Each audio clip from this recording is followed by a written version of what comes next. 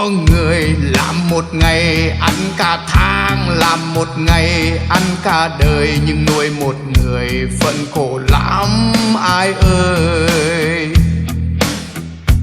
Có người làm một ngày ăn cả tháng, làm một ngày ăn cả đời, nhưng nuôi một người cực khổ lắm ai ơi.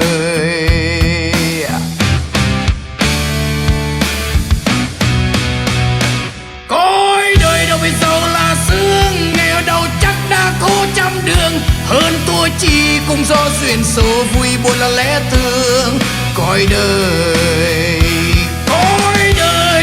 gió cuốn mây trôi cười khóc rồi cũng qua thôi, sống cho tròn kiếp làm người. Cõi đời ai rồi cũng như ai.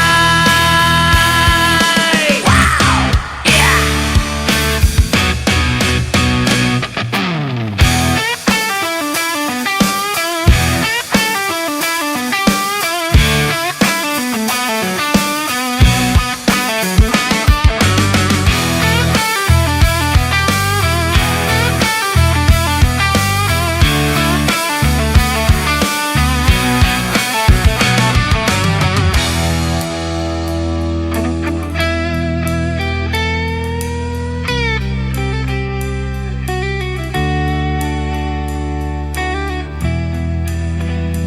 Có người làm một ngày ăn cả tháng, làm một ngày ăn cả đời, nhưng nuôi một người phận khổ lắm ai ơi.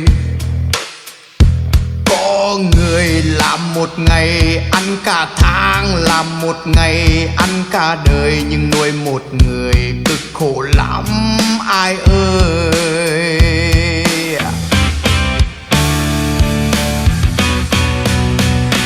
Cõi đời đâu biết giàu là sướng, nghèo đâu chắc đã khổ trăm đường. Hơn thua chi cũng do duyên số, vui buồn là lẽ thường.